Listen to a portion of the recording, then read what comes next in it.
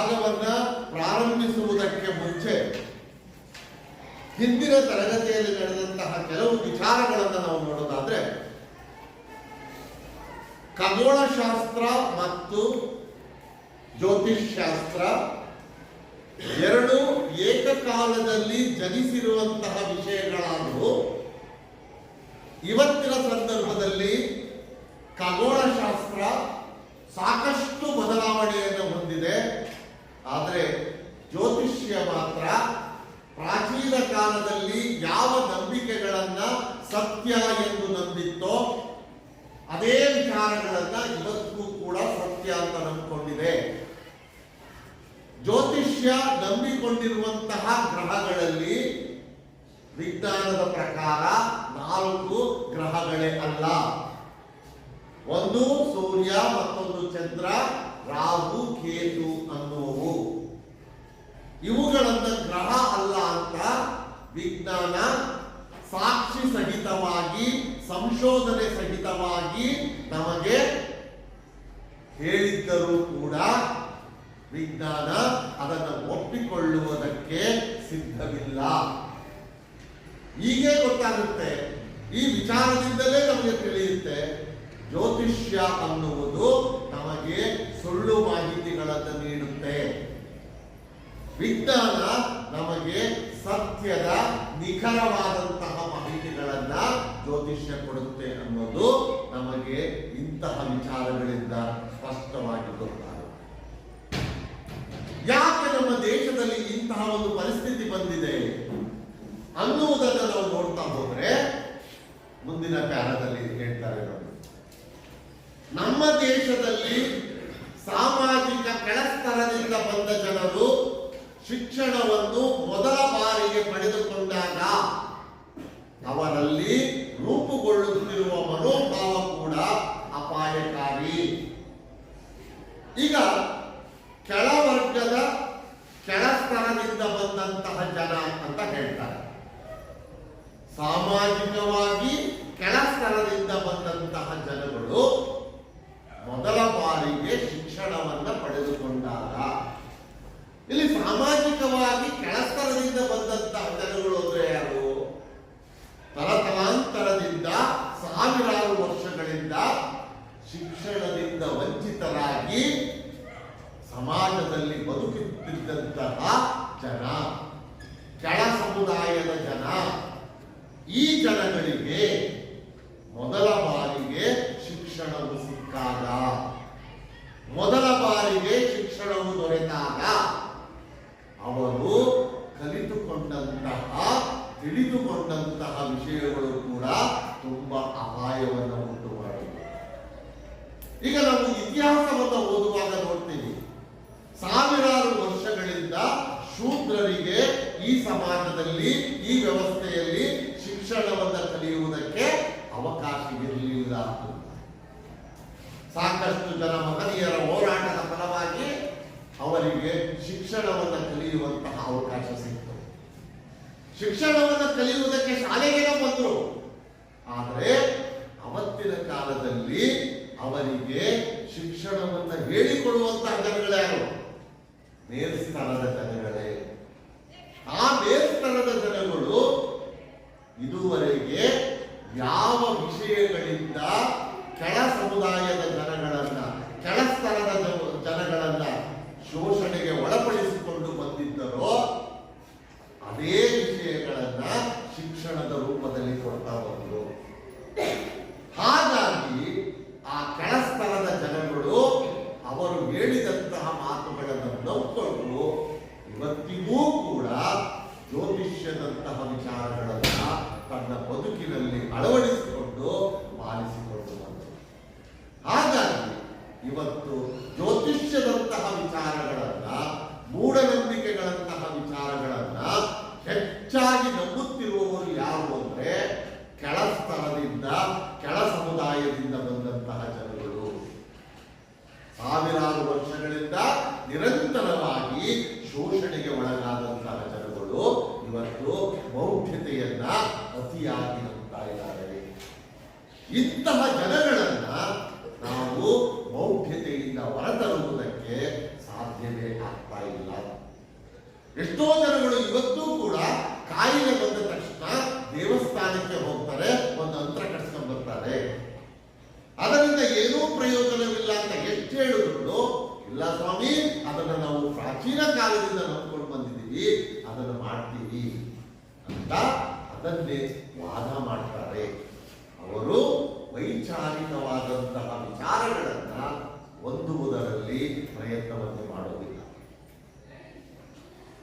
ಕೀಳರಿಮೆಯಿಂದ ಬಳಲುತ್ತಿರುವ ಅವರು ತರ್ಕಹೀನವಾದ ಮುಂದುವರಿದ ಶಿಕ್ಷಣ ಪಡೆದ ಜನರ ಮನೋಭಾವವನ್ನು ಅನುಕರಿಸುತ್ತಾರೆ.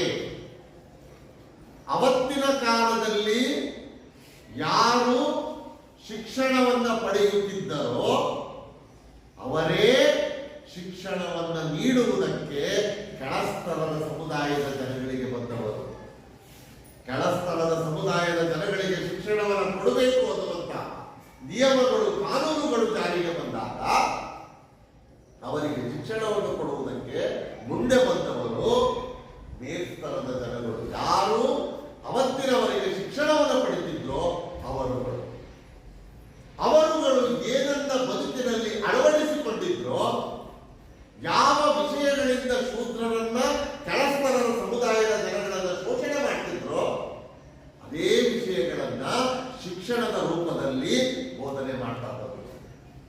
ಅದನ್ನೇ ಸತ್ಯ ಅಂತ ತಿಳಿದುಕೊಂಡು ಕೆಳಸ್ತರದ ಸಮುದಾಯದವರೆಲ್ಲರೂ ಅವರು ಹೇಳಿದ ಮಾತುಗಳನ್ನ ನಂಬಿದರು. ಯಾಕೆ ನಾವು ಇವತ್ತಿಗೂ ಕೂಡ ಜ್ಯೋತಿಷಿಗಳಂತಹ ಮಾತುಗಳನ್ನ, ಪುರೋಹಿತರಂತಹ ಮಾತುಗಳನ್ನ, ಶಾಸ್ತ್ರಿಗಳಂತಹ ಮಾತುಗಳನ್ನ ಯಾಕೆ ನಾವು ಕೇಳ್ತೀವಿ ಅಂತ ಹೇಳಿದ್ರೆ, ಇದು ಪ್ರಾಚೀನ ಕಾಲದಿಂದಲೂ ಕೂಡ ನಡೆದು ಬಂದಿರುವಂತಹ ರೂಢೀಕೃತವಾಗಿ ಬಂದಿರುವಂತಹ ನಂಬಿಕೆ. ಜ್ಯೋತಿಷ್ಯದಂತಹ ಪ್ರಗತಿ ವಿರೋಧಿ ನಂಬಿಕೆಗಳನ್ನು ಹೊಂದುವುದು ಸಾಮಾಜಿಕ ಅಂತಸ್ತಿನ ಗುರುತಾಗಿದೆ. ಇವತ್ತು ನಾವು ಏನು ಮಾಡ್ತಾ ಇದ್ದೀವಿ? ಜ್ಯೋತಿಷ್ಯ ಸುಳ್ಳನ್ನು ಹೇಳುತ್ತದೆ ಅನ್ನೋದನ್ನ ಹೇಳ್ತಾ ಇಲ್ಲ, ಜ್ಯೋತಿಷ್ಯ ಸತ್ಯವನ್ನ ಹೇಳುತ್ತದೆ ಅಂತ ನಾವಿವತ್ತು ಪ್ರಚಾರ ಮಾಡ್ತಾ ಇದ್ದೀವಿ. ಜ್ಯೋತಿಷ್ಯವನ್ನ ನಂಬೋದು, ದೇವರನ್ನ ನಂಬೋದು ಇವತ್ತು ಸಮಾಜದ ಅಂತಸ್ತಿನ ಗುರುತಾಗಿದೆ. ಯಾರು ದೇವರನ್ನು ನಂಬ್ತಾನೆ, ಯಾರು ದೇವಸ್ಥಾನಗಳಿಗೆ ಹೆಚ್ಚು ಹೋಗ್ತಾನೆ, ಯಾರು ಜ್ಯೋತಿಷ್ಯವನ್ನು ನಂಬ್ತಾನೆ, ಜ್ಯೋತಿಷಿಗಳ ಬಳಿಗೆ ಯಾರು ಹೆಚ್ಚು ಹೋಗ್ತಾನೆ, ಅವನು ಸಮಾಜದಲ್ಲಿ ಉನ್ನತವಾದ ಸ್ಥಾನವನ್ನು ನೀಡ್ತಾನೆ. ಅಂದ್ರೆ ಅಂಥವರಿಗೆ ಸಮಾಜದಲ್ಲಿ ಹೆಚ್ಚು ಗೌರವಗಳು ಸಿಗ್ತಾ ಇದ್ದಾವೆ. ಹಾಗಾಗಿ ಇವತ್ತು ಜ್ಯೋತಿಷ್ಯವನ್ನು ನಂಬುವಂಥದ್ದು ಸ್ಟೇಟಸ್ಸಿನ ಪ್ರಶ್ನೆಯಾಗಿ ಎಲ್ಲರೂ ಕೂಡ ನಂಬುವಂತಹ ಸ್ಥಿತಿಯಲ್ಲಿ ನಿಂತಿದ್ದಾರೆ. ವ್ಯಕ್ತಿಯ ಒಳಿತಿಗಾಗಿ ಅಥವಾ ಸಮಾಜದ ಒಳಿತಿಗಾಗಿ ಈ ರೀತಿಯ ಮನೋಧರ್ಮ ಹೆಚ್ಚಿನ ಹಾನಿಯನ್ನುಂಟು ಮಾಡುವ ಅವಿವೇಕವಾಗಿದೆ. ಇದು ವಿವೇಕ ಇಲ್ಲದೆ ಇರುವಂತಹ ವಿಚಾರ. ಈ ರೀತಿಯ ಬೆಳವಣಿಗೆ, ಈ ರೀತಿಯಲ್ಲಿ ನಂಬುವಂಥದ್ದು ಸಮಾಜದ ಮೇಲೆ ಕೆಟ್ಟ ಪರಿಣಾಮವನ್ನು ಉಂಟು ಮಾಡುತ್ತದೆ. ಸಮಾಜವನ್ನ ಅಧೋಗತಿಗೆ ಎಳೆದುಕೊಂಡು ಹೋಗುವಂತಹ ಪ್ರಯತ್ನವನ್ನು ಮಾಡುತ್ತದೆ. ಇಂತಹ ವಿಚಾರಗಳನ್ನ ಸರಿಯಾದ ರೀತಿಯಲ್ಲಿ ಅರ್ಥ ಮಾಡಿಕೊಳ್ಳದೆ ಇವತ್ತು ನಂಬುವವರ ಸಂಖ್ಯೆ, ಜ್ಯೋತಿಷ್ಯವನ್ನ ಪಾಲಿಸುವವರ ಸಂಖ್ಯೆ ನಮ್ಮ ಸಮಾಜದಲ್ಲಿ ಇವತ್ತು ತುಂಬಾ ಹೆಚ್ಚಾಗಿರುವುದನ್ನ ನಾವು ಕಾಣಬಹುದು. ಈ ರೀತಿ ಹೊಸದಾಗಿ ಪರಿವರ್ತಿತರಾದವರು ಅಲ್ಲಿಯೇ ಶತಮಾನಗಳಿಂದ ಇದ್ದವರಿಗಿಂತ ಹೆಚ್ಚು ಅಭಿಮಾನವನ್ನು ಹೊಂದಿರುತ್ತಾರೆ. ಮೊದಲಿಂದ ಪಾಲಿಸಿಕೊಂಡು ಬಂದಂತಹ ಮೇಲ್ಸ್ತರದ ಜನ ಇದ್ದಲ್ಲ, ಅವರಿಗಿಂತ ಹೆಚ್ಚು ನಂಬಿಕೆ ಉಳ್ಳವರು ಕೆಳಸ್ತರದ ಸಮುದಾಯದಿಂದ ಬಂದಂತಹ ಜನ ಮೊದಲ ಬಾರಿಗೆ ಶಿಕ್ಷಣವನ್ನು ಪಡ್ಕೊಂಡಾಗ ಅವರೇ ಹೆಚ್ಚು ನಂಬಲು ಶುರು ಮಾಡಿಕೊಳ್ತಾರೆ. ಹಾಗಾಗಿ ಹೆಚ್ಚು ನಂಬುವಂತಹ ರೀತಿಯಲ್ಲಿ ಅವರು ನಮಗೆ ಶಿಕ್ಷಣವನ್ನು ಕೊಟ್ಟಿರೋದ್ರಿಂದ, ಆ ರೀತಿಯ ಶಿಕ್ಷಣವನ್ನೇ ನೀಡಿರೋದ್ರಿಂದ ಇವತ್ತು ಹೆಚ್ಚು ನಂಬಿ ಆ ಜ್ಯೋತಿಷ್ಯದಂತಹ ವಿಚಾರಗಳನ್ನ ಕೆಳಸ್ತರದ ಸಮುದಾಯದವರು ನಂಬಿ ಅಳವಡಿಸಿಕೊಂಡು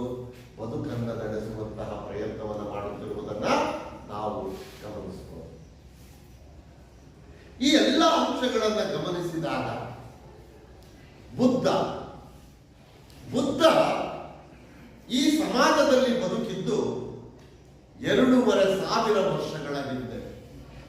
ಸಾಸಾಪೂರ್ವ 500ರಲ್ಲಿ ಬದುಕಿದ್ದವರು, ಕ್ರಿಸ್ತ ಪೂರ್ವ ಅಥವಾ ಸಾಶಾಪೂರ್ವ 2,500 ವರ್ಷಗಳ ಹಿಂದೆ ಬದುಕಿದ್ದವನು ಈ ಬುದ್ಧ.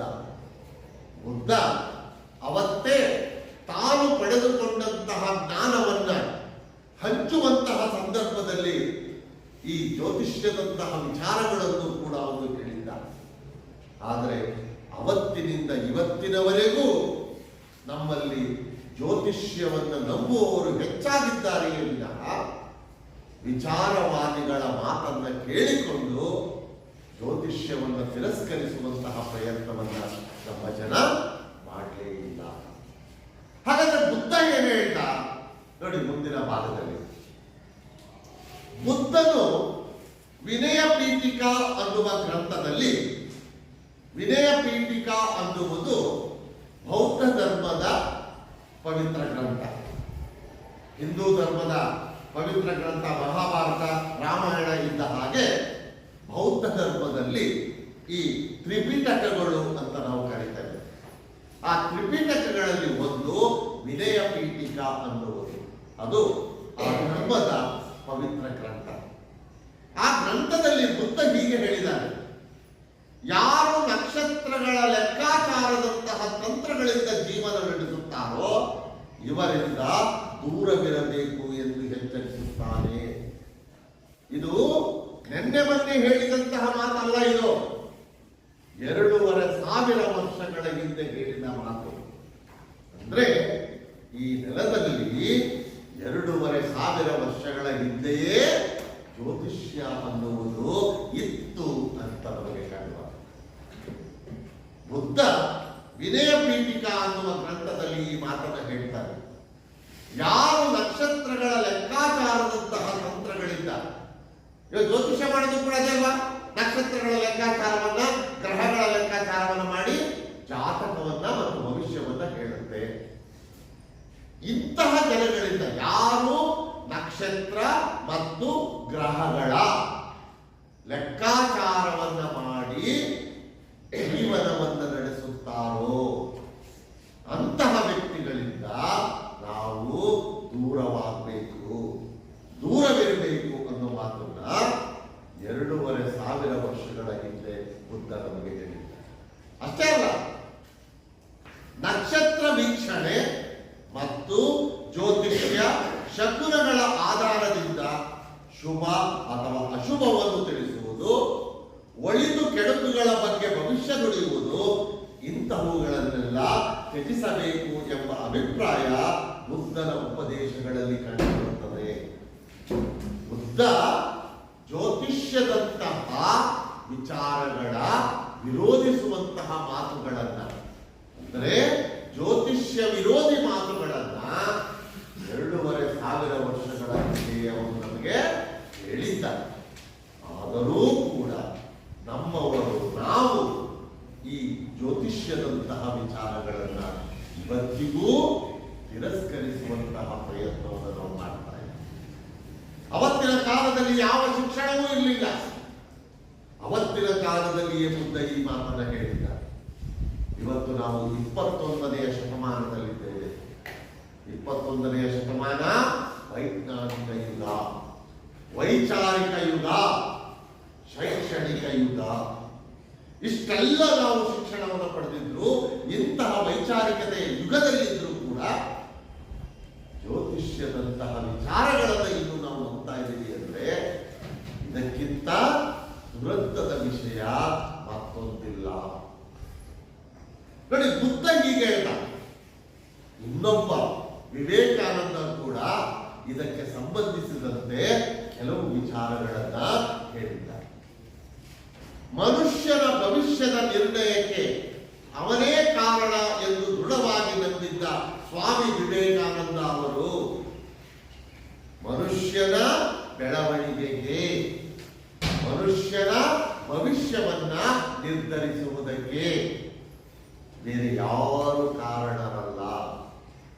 ಅವರವರ ಭವಿಷ್ಯಕ್ಕೆ ಅವರವರೇ ಹೊಣೆ.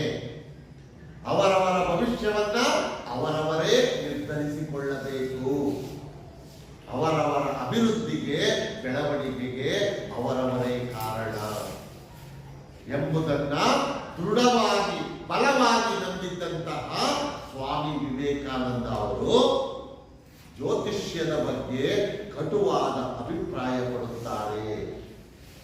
ಹಾಗಾದ್ರೆ ವಿವೇಕಾನಂದ ಅವರ ಅಭಿಪ್ರಾಯ ಏನು?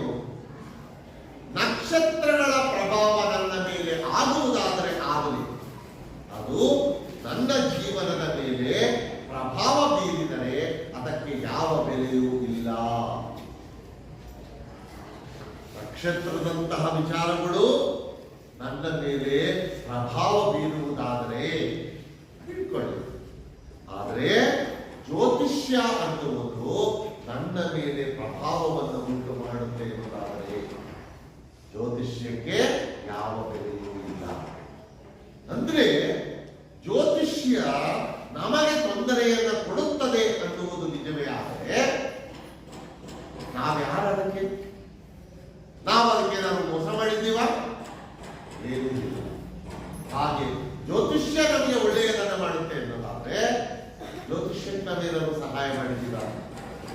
ನಮಗೂ ಅದಕ್ಕೂ ಜ್ಯೋತಿಷ್ಯದಲ್ಲಿ ಬರುವಂತಹ ಗ್ರಹಗಳಿಗೂ ನಮಗೂ ಯಾವುದೇ ರೀತಿಯ ಸಂಬಂಧಗಳಿಲ್ಲ, ಸಂಪರ್ಕಗಳೇ ಇಲ್ಲ. ಹೀಗಿರುವಾಗ ಗ್ರಹಗಳು ನಮ್ಮ ಮೇಲೆ ಪ್ರಭಾವವನ್ನು ಉಂಟು ಮಾಡುವುದಕ್ಕೆ ಹೇಗೆ ಸಾಧ್ಯ? ನಾನು ಅದನ್ನೇ ಯಾವಾಗಲೂ ಹೇಳ್ತಿದ್ದೀನಿ ನೋಡಿ, ಶನಿ ಗ್ರಹ ಭೂಮಿಗಿಂತ ಎಷ್ಟೋ 1000 ಪಟ್ಟು ದೊಡ್ಡದು. ಅಷ್ಟೊಂದು ದೊಡ್ಡದಾಗಿರುವಂತಹ ಗ್ರಹ ನನ್ನ ಮನೆಯೊಳಗೆ ಬಂದು ನನಗೆ ತೊಂದರೆ ಕೊಡೋದಕ್ಕೆ ಹೇಗೆ ಸಾಧ್ಯ? ಸಾಧ್ಯವಿಲ್ಲದ, ಅಸಾಧ್ಯವಾದಂತಹ ಮಾತಿದು. ಆದರೂ ಕೂಡ ಶನಿಕಾಟ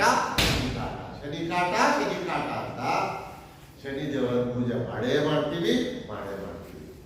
ಶನಿದೇವರ ಕಥೆಯನ್ನ ಓದಿಸ್ತೀವಿ. ಇದು ನಮ್ಮ ಸಮಸ್ಯೆ. ಜ್ಯೋತಿಷ್ಯದಂತಹ ವಿಚಾರಗಳಿಂದ ಹೊರಬರುವುದಕ್ಕೆ ಸಾಧ್ಯವೇ ಆಗ್ತಾ ಇಲ್ಲ. ಯಾಕೆ ಇಂತಹ ಸಮಸ್ಯೆಗಳು ನಮಗೆ ಅಂದ್ರೆ ಸ್ವಾಮಿ ವಿವೇಕಾನಂದ ಅವರು ಮುಂದೆ ಹೇಳ್ತಾರೆ, ಜ್ಯೋತಿಷ್ಯ ಮತ್ತಿತರ ಸಂಗತಿಗಳು ಸಾಮಾನ್ಯವಾಗಿ ದುರ್ಬಲ ಮನಸ್ಸಿನ ಗುರುತುಗಳು. ಯಾರ ಮನಸ್ಸುಗಳು ದುರ್ಬಲವಾಗಿರುತ್ತವೋ, ವೀಕ್ನೆಸ್ ಅಂತ ಹೇಳ್ತೀವಿ ನೋಡಿ, ದೌರ್ಬಲ್ಯ. ಯಾರ ಮನಸ್ಸುಗಳು ವೀಕ್ ಆಗಿರ್ತಾವೋ, ಯಾರ ಮನಸ್ಸುಗಳು ದುರ್ಬಲತೆಯಿಂದ ಕೂಡಿರ್ತಾವೋ ಅವರುಗಳು ಮಾತ್ರ ಜ್ಯೋತಿಷ್ಯವನ್ನ ನಂಬುವುದಕ್ಕೆ ಸಾಧ್ಯ. ಹಾಗಾದ್ರೆ ಜ್ಯೋತಿಷ್ಯವನ್ನೇ ಯಾರು ನಂಬೋದಿಲ್ಲ? ಮನಸ್ಸಿನಲ್ಲಿ ದೌರ್ಬಲ್ಯವಿಲ್ಲದವರು, ದುರ್ಬಲತೆಯ ಮನಸ್ಸನ್ನ ಹೊಂದಿಲ್ಲದವರು ಜ್ಯೋತಿಷ್ಯವನ್ನು ನಂಬುವುದು. ನಮಗೆ ಯಾವುದೇ ವಿಷಯಗಳ ಕುರಿತು ಗಟ್ಟಿಯಾದ ನಿರ್ಧಾರಗಳನ್ನು ತೆಗೆದುಕೊಳ್ಳುವಂತಹ ಧೈರ್ಯ ಬೇಕು. ಆಗ ಮಾತ್ರ ಜ್ಯೋತಿಷ್ಯದಂತಹ ವಿಚಾರಗಳನ್ನ ತಿರಸ್ಕರಿಸುವುದಕ್ಕೆ ಸಾಧ್ಯವಾಗುತ್ತದೆ. ಇಂತಹವುಗಳು ಬದುಕಿನಲ್ಲಿ ಪ್ರಾಮುಖ್ಯ ಪಡೆದುಕೊಂಡ ಕೂಡಲೇ ವೈದ್ಯರನ್ನು ಕಂಡು ಉತ್ತಮ ಆಹಾರ ಮತ್ತು ವಿಶ್ರಾಂತಿಯನ್ನು ತೆಗೆದುಕೊಳ್ಳುವುದು ಒಳ್ಳೆಯದು. ನೋಡಿ ಎಷ್ಟು ಚೆನ್ನಾಗಿ ಹೇಳ್ತಾರೆ. ಇಂತಹ ಕಾಯಿಲೆಗಳು ನಮಗೆ ಕಂಡು ಬಂದಾಗ, ಜ್ಯೋತಿಷ್ಯವನ್ನ ನಂಬುವಂತಹ ಕಾಯಿಲೆಗಳು ನಮಗೆ ಕಂಡು ಬಂದಾಗ ನಾವು ಸರಿಯಾದ ವೈದ್ಯರ ಬಳಿಗೆ ಹೋಗಿ ಸರಿಯಾದ ಔಷಧಿಯನ್ನು ಪಡೆದುಕೊಂಡು ಸರಿಯಾದ ಆಹಾರವನ್ನು ಪಡೆದುಕೊಂಡು ನಮ್ಮ ಕಾಯಿಲೆಯನ್ನ ಗುಣಪಡಿಸಿಕೊಳ್ಳುವುದು ಉತ್ತಮ. ಇಲ್ಲದೆ ಇದ್ರೆ ಈ ಜ್ಯೋತಿಷ್ಯದಂತಹ ಕಾಯಿಲೆ ಇದೆಯಲ್ಲ, ಇದು ಕಾಯಿಲೆ ದಿನೇ ದಿನೇ ಹೆಚ್ಚಾಗ್ತಾ ಹೋಗುತ್ತೆ. ಇದರಿಂದ ಯಾವುದೇ ರೀತಿಯ ಪ್ರಯೋಜನ ಇಲ್ಲ ಅನ್ನುವುದನ್ನ ನಾವು ಪ್ರಮುಖವಾಗಿ ಮನಗಾಣಬೇಕು, ಅರ್ಥ ಮಾಡಿಕೊಳ್ಳಬೇಕು. ಒಳ್ಳೆಯದು ಎಂಬುದು ವಿವೇಕಾನಂದರ ಅಭಿಪ್ರಾಯ. ಮುಂದುವರೆದು ಒಂದು ಬಹಳ ಮುಖ್ಯವಾದದ್ದು, ಇದು ನಿಮಗೂ ಕೂಡ ಅನ್ವಯಿಸುವಂತಹ, ನಮಗೂ ಕೂಡ ಅನ್ವಯಿಸುವಂತಹ ಬಹುಮುಖ್ಯ ಮುಖ್ಯವಾದಂತಹ ಒಂದು ಮಾತು. ಅಧ್ಯಾಪಕರಲ್ಲಿ ಮತ್ತು ವಿದ್ಯಾರ್ಥಿಗಳಲ್ಲಿ ವೈಜ್ಞಾನಿಕ ಮನೋಭಾವವನ್ನು ಬೆಳೆಸುವುದು ಯಾವುದೇ ಶಿಕ್ಷಣ ಕ್ರಮದ ಮುಖ್ಯ ಉದ್ದೇಶವಾಗಬೇಕು. ಹಾಗಾಗಿ ಪ್ರಶ್ನಿಸದೆ, ಪರಿಶೀಲಿಸದೆ ಯಾವುದನ್ನು ಒಪ್ಪಿಕೊಳ್ಳಬಾರದು. ಎಷ್ಟು ಚೆನ್ನಾಗಿದೆ. ಶಿಕ್ಷಣದ ಉದ್ದೇಶ ಏನಾಗಬೇಕು ಅಂದ್ರೆ ವಿದ್ಯಾರ್ಥಿಗಳಲ್ಲಿ ಪ್ರಶ್ನಿಸುವಂತಹ ಮನೋಭಾವವನ್ನ ಬೆಳೆಸುವಂತಾಗಬೇಕು. ಆದ್ರೆ ವಿಪರ್ಯಾಸ ಅಂದ್ರೆ, ದುರಂತ ಅಂದ್ರೆ, ಇವತ್ತು PUCಗೆ ಬಂದಂತಹ ಮಕ್ಕಳು ಒಬ್ಬರೂ ಕೂಡ ಪ್ರಶ್ನೆ ಮಾಡೋದೇ ಇಲ್ಲ. ಅವರು ಪ್ರಶ್ನೆ ಮಾಡೋದನ್ನು ಕಲ್ತಿಲ್ವಾ ಗೊತ್ತಿಲ್ಲ ನನಗೆ.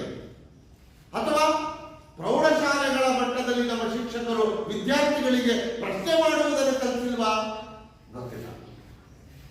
ಆದ್ರೆ PUC ಹಂತಕ್ಕೆ ಬಂದರೂ ಕೂಡ ನಮ್ಮ ಮಕ್ಕಳು ಇವತ್ತಿಗೂ ಕೂಡ ಪ್ರಶ್ನೆ ಮಾಡದೆ ಶಿಕ್ಷಣವನ್ನು ಪಡಿತಾ ಇದ್ದಾರೆ. ನಿಮಗೆ ನೀವೇ ಒಂದು ಪ್ರಶ್ನೆ ಮಾಡ್ಕೊಳ್ಬಹುದು. ಜೀವನದಲ್ಲಿ ಒಂದೇ ಒಂದು ಪ್ರಶ್ನೆಯನ್ನು ಕೇಳದೆ, ಯಾವ ಶಿಕ್ಷಕನಿಗೂ ಒಂದೇ ಒಂದು ಪ್ರಶ್ನೆಯನ್ನು ಕೇಳದೆ ಶಿಕ್ಷಣವನ್ನು ಮುಗಿಸಿರುವಂತಹ ನೂರಾರು ಸಾವಿರಾರು ವಿದ್ಯಾರ್ಥಿಗಳು ನಮ್ಮ ಕಣ್ಣಿದ್ದಾರೆ. ಹಾಗಾದ್ರೆ ಪ್ರಶ್ನಿಸದೆ ನಾವು ಶಿಕ್ಷಣವನ್ನು ಪಡೆದುಕೊಂಡ್ವಿ ಅಂದ್ರೆ ಯಾವ ರೀತಿಯ ಶಿಕ್ಷಣವನ್ನು ಪಡೆದುಕೊಂಡಿದ್ದೀವಿ? ಪ್ರಯೋಜನಕಾರಿಯಾದಂತಹ ಶಿಕ್ಷಣವನ್ನು ಪಡೆದಿದ್ದೀವಾ? ಅದರಿಂದ ನಾವು ಕಲಿತದ್ದೇನು, ಕಂಡುಕೊಂಡದ್ದೇನು? ಇದು ನಮ್ಮ ಮುಂದಿರುವಂತಹ ಪ್ರಶ್ನೆ.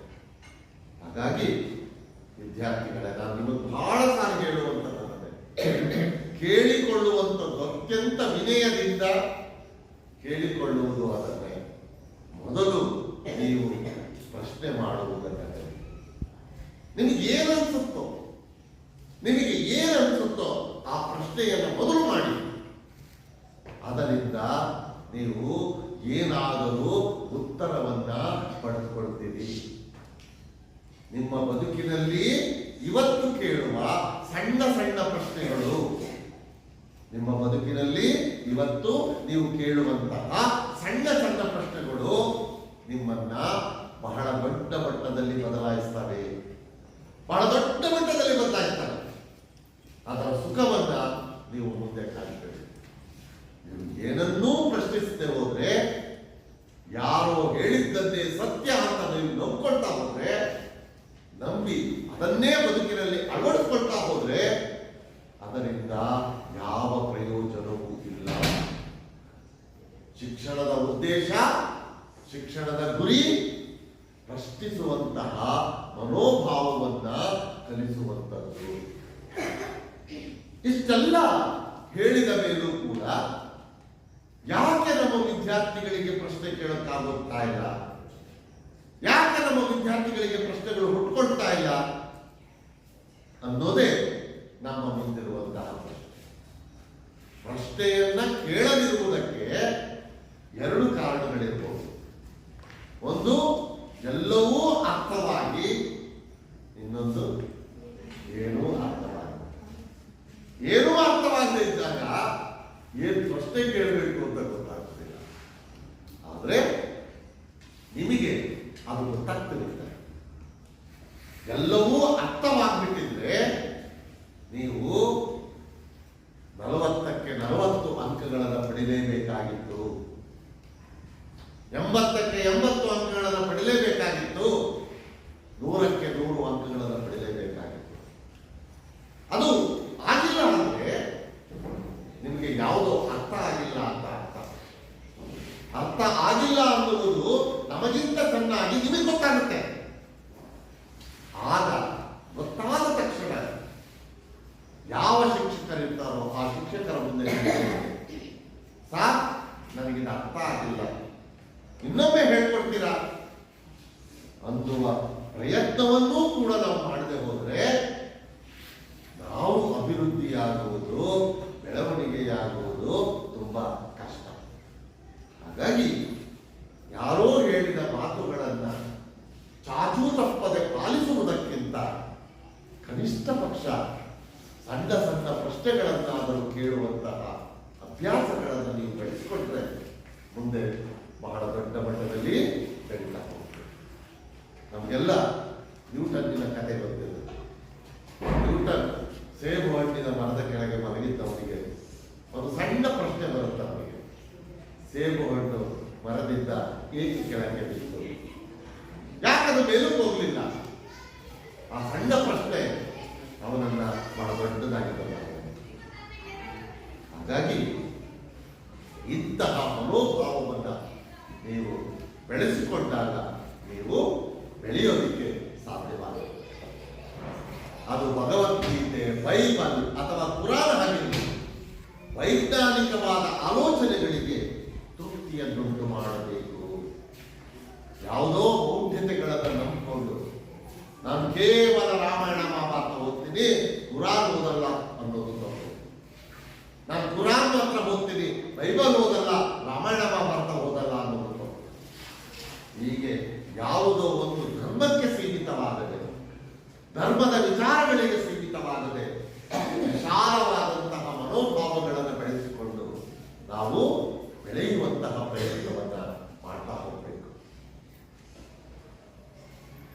ನಮ್ಮ ಸಮಾಜದ ಸುಧಾರಣೆ ಶಿಕ್ಷಣದ ಒಂದು ಉದ್ದೇಶ. ಸಮಾಜದ ಸುಧಾರಣೆಯೇ ಶಿಕ್ಷಣದ ಮೂಲಭೂತವಾದಂತಹ ಉದ್ದೇಶವಾಗಬೇಕು. ನಮ್ಮ ಶಿಕ್ಷಣ ಅವಿದ್ಯಾವಂತ ಮೂಢನಂಬಿಕೆಯುಳ್ಳವನನ್ನು ವಿದ್ಯಾವಂತ ಮೂಢನಂಬಿಕೆಯುಳ್ಳವನನ್ನಾಗಿ ಪರಿವರ್ತಿಸುತ್ತದೆ. ಇವರಿಬ್ಬರಲ್ಲಿ ಯಾರು ಹೆಚ್ಚು ಅಪಾಯಕಾರಿ ಎಂಬುದು ನಮಗೆಲ್ಲ ಗೊತ್ತು. ಯಾರು ಹೆಚ್ಚು ಅಪಾಯಕಾರಿ ಹೇಳಿ ನೋಡೋಣ. ನಮ್ಮ ಶಿಕ್ಷಣ ಇವತ್ತು ಏನ್ ಮಾಡ್ತಾ ಇದೆ ಅಂದ್ರೆ, ಮೌಢ್ಯತೆಯಿಂದ ಮನುಷ್ಯನನ್ನ ಹೊರತರುವ ಪ್ರಯತ್ನವನ್ನು ಮಾಡ್ತಾ ಇಲ್ಲ, ಜ್ಯೋತಿಷ್ಯದಂತಹ ವಿಚಾರಗಳಿಂದ ಹೊರತರುವ ಪ್ರಯತ್ನವನ್ನು ಮಾಡ್ತಾ ಇಲ್ಲ. ಯಾಕೆಂದ್ರೆ ಶಿಕ್ಷಣವನ್ನು ಬೋಧಿಸುವಂತಹ ಬಹುತೇಕ ಶಿಕ್ಷಕರು ಕೂಡ ಜ್ಯೋತಿಷ್ಯವನ್ನು ನಂಬಿದವರೇ ಆಗಿಲ್ಲ. ಜ್ಯೋತಿಷ್ಯವನ್ನು ನಂಬಿದಂತಹ ಶಿಕ್ಷಕ ಬೋಧನೆಯನ್ನು ಮಾಡಲಿಕ್ಕೆ ನಿಂತುಕೊಂಡ್ರೆ ಅವನು ಯಾವತ್ತೂ ಕೂಡ ಜ್ಯೋತಿಷ್ಯವನ್ನು ನಂಬೇಡಿ ಅಂತ ಹೇಳೋದಿಲ್ಲ, ನಂಬಿ ಅಂತಲೇ ಹೇಳ್ತಾರೆ. ಇಂಥವರೇ ಬಹುತೇಕ ಜನಗಳು ನಮ್ಮ ವ್ಯವಸ್ಥೆಯೊಳಗೆ ತುಂಬಿಕೊಂಡಾಗ ವಿದ್ಯಾರ್ಥಿಗಳು ಏನಾಗ್ತಾರೆ? ಕೇವಲ ಅವಿದ್ಯಾವಂತ ಮೂಢನಂಬಿಕೆಯುಳ್ಳ ವ್ಯಕ್ತಿ ವಿದ್ಯಾವಂತ ಮೂಢನಂಬಿಕೆಯುಳ್ಳ ವ್ಯಕ್ತಿಯಾಗಿ ಬದಲಾವಣೆ ಆಗ್ತಾರಂತೆ. ಅವನಲ್ಲಿರುವ ಮೌಢ್ಯತೆ, ಅವನಲ್ಲಿರುವಂತಹ ಅಂಧಕಾರ ಅದಾವುದು ಕೂಡ ದೂರವಾಗುವುದಿಲ್ಲ. ಇವತ್ತು ನಮ್ಮ ಶಿಕ್ಷಣ ಮನಸ್ಸಿನಲ್ಲಿರುವಂತಹ ಮೌಢ್ಯತೆಯನ್ನ ಹೊರಹಾಕುವ ಪ್ರಯತ್ನಗಳನ್ನು ಮಾಡ್ತಾ ಇಲ್ಲ. ಇವತ್ತು ಶಿಕ್ಷಣವನ್ನ ಪಡೆದಂತಹ ವ್ಯಕ್ತಿಗಳೇ ಜ್ಯೋತಿಷ್ಯದಂತಹ ವಿಚಾರಗಳನ್ನ ಹೆಚ್ಚು ಹೆಚ್ಚು ಹೆಚ್ಚು ಹೆಚ್ಚು ನಂಬ್ತಾ ಇರುವಂತದ್ದು. ಅದರಿಂದ ಅಪಾಯವೇ ವಿಧಾನ, ಉಪಯೋಗವಂತೂ ಇಲ್ಲವೇ ಇಲ್ಲ.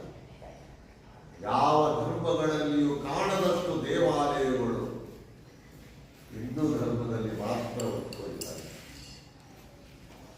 ಎಲ್ಲಾ ಧರ್ಮಗಳಲ್ಲಿಯೂ ದೇವರು ಒಬ್ಬನೇ. ಆದರೆ ಹಿಂದೂ ಧರ್ಮದಲ್ಲಿ 3 ಕೋಟಿ ದೇವತೆಗಳು ಇದ್ದಾವಂತೆ. ಇಷ್ಟೊಂದು ದೇವತೆಗಳು ನಮ್ಮಲ್ಲಿ ಹುಟ್ಟುವುದಕ್ಕೆ ಕಾರಣವಾದರೂ ಏನು? ಇಂತಹ ಪ್ರಶ್ನೆಗಳು ನಮ್ಮಲ್ಲಿರುವಂತಹ ಮೌಢ್ಯತೆಯನ್ನು ಹೋಗಲಾಡಿಸಬೇಕು. ನಾವು ಎಲ್ಲರಂತೆ ನಾವುಗಳು ಮೌಢ್ಯತೆಯನ್ನು ನಂಬುವವರೇ ಆಗಿದ್ರೆ ನಮ್ಮ ಬದುಕಿಗೆ ಒಂದು ಅರ್ಥ ಸಿಗೋದಿಲ್ಲ. ವಿಶ್ವವಿದ್ಯಾಲಯ ಹಾಗೂ ಉನ್ನತ ಶಿಕ್ಷಣ ಕೊಡುತ್ತಿರುವ ಸಂಸ್ಥೆಗಳು ಜ್ಯೋತಿಷ್ಯ, ಹಸ್ತ ಸಾಮುದ್ರಿಕ, ಪವಾಡದಂತಹ ಪ್ರಗತಿ ವಿರೋಧಿ ಅಂಶಗಳ ವೈಜ್ಞಾನಿಕ ತಪಾಸಣೆಯ ಜವಾಬ್ದಾರಿಯನ್ನ ವಹಿಸಿಕೊಳ್ಳಬೇಕು. ಬಹುಶಃ ಶಿಕ್ಷಣ ಸಂಸ್ಥೆಗಳು, ವಿಶ್ವವಿದ್ಯಾಲಯಗಳು ಇಂತಹ ಜವಾಬ್ದಾರಿಯನ್ನು ಹೊತ್ತುಕೊಂಡು ಜ್ಯೋತಿಷ್ಯದಂತಹ ವಿಚಾರಗಳನ್ನ, ಹಸ್ತ ಸಾಮುದ್ರಿಕೆ ಕೈ ನೋಡಿ ಭವಿಷ್ಯ ಹೇಳುವಂತಹ ವಿಷಯಗಳನ್ನ ಸರಿಯಾದಂತಹ ರೀತಿಯಲ್ಲಿ ತಿಳಿಸಿಕೊಡುವಂತಹ ಪ್ರಯತ್ನವನ್ನು ಮಾಡಬೇಕು. ಅವು ಸುಳ್ಳೆ ಸತ್ಯವೇ ಅನ್ನುವ ಪರಿಚಯವನ್ನ ನಮ್ಮ ಶಿಕ್ಷಣ ಸಂಸ್ಥೆಗಳು ಇವತ್ತು ಮಾಡಬೇಕು. ಆಗ ಮಾತ್ರ ನಮ್ಮವರು ಜ್ಯೋತಿಷ್ಯದಂತಹ ವಿಚಾರಗಳಿಂದ ಹೊರಬರುವುದಕ್ಕೆ ಸಾಧ್ಯ. ಅಂತವರಿಗೆ ತೆರೆದ ಮನಸ್ಸು ಇರಬೇಕು. ಇಲ್ಲಿ ತೆರೆದ ಮನಸ್ಸು ಎಂದರೆ ಖಾಲಿ ತಲೆಯಲ್ಲ, ತುಂಬಿದ ತಲೆಯಲ್ಲ.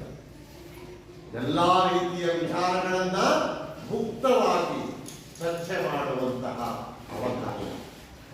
ಅಂತಹ ಅವಕಾಶವನ್ನ ನಮ್ಮ ಶಿಕ್ಷಣ ಒದಗಿಸಿಕೊಟ್ಟಾಗ ಮಾತ್ರ ನಮ್ಮ ವಿದ್ಯಾರ್ಥಿಗಳು ಸರಿಯಾದಂತಹ ಶಿಕ್ಷಣವನ್ನು ಪಡೆಯಲಿಕ್ಕೆ ಸಾಧ್ಯವಾಗುತ್ತೆ ಅನ್ನುವಂತಹ ಜ್ಯೋತಿಷ್ಯಕ್ಕೆ ಸಂಬಂಧಿಸಿದಂತಹ ಹಲವಾರು ವಿಷಯಗಳನ್ನ ಎಚ್ ನರಸಿಂಹಯ್ಯ ಅವರು ಪ್ರಸ್ತುತ ಈ ಲೇಖನದಲ್ಲಿ ನಮಗೆ ಪರಿಚಯಿಸುವಂತಹ ಕೆಲಸವನ್ನ ಮಾಡಿದ್ದಾರೆ.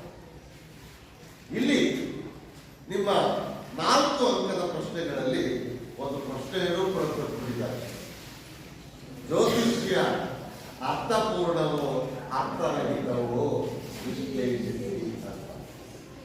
ಇಷ್ಟೆಲ್ಲ ವಿಚಾರಗಳನ್ನ ಕೇಳಿದ ಮೇಲೆ ನೀವೇ ನಿರ್ಧಾರವನ್ನು ಮಾಡಬೇಕು.